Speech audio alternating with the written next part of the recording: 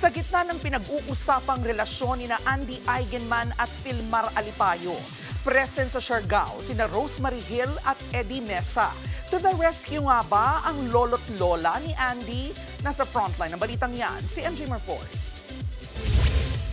Matapos pagpiestahan ng netizens ang cryptic post ni Andy Eigenman itong weekend, kumabig ang aktres. Paglilinaw niya, naniniwala siyang hindi siya niloko ng mister over a girl na pinatutungkulan sa kanyang mga cryptic post.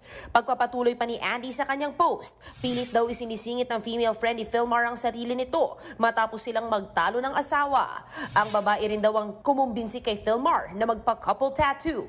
Lalong umigting ang usapan online na mag-post si Filmar ng in Surigao noon, saying kung ano man daw ang nababasa ng netizens, iyon daw ang totoo. Huwag na rin daw itago dahil mas hihirap lang.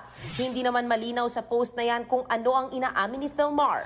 Ang Instagram account naman ng babaeng nadadawit sa issue, inaccessible na. Sa gitna naman ito, biglang nasingit ang mga pangalan ng dating nakarelasyon ni Andy. Gaya ni Jake Ejercito, nang makulayan ang post niyang wala akong feelings dito. Agad naman niyang nilinaw na tungkol sa presko ni VP Sara Duterte ang kanyang post at hindi sa issue ni na Andy. Si Albi Casino naman, laughing emojis lang ang sagot sa comment ng isang netizen saying, "Dodge the bullet with Andy, that's for sure." Quote, unquote. Sa latest IG story ni Andy, ipinakita naman niya pagbisita sa Siargao ng lolo't lola niyang sina Rosemary Hill at Eddie Mesa. Ang mama at papa ni Andy, kitang enjoy sa kanilang bonding time sa kanilang mga apo sa tuhod. Nagbabalita mula sa Frontline, MJ Marfori, News 5. Mga kapatid, ito po ang inyong K-Alaman Queen, Kalad Karen.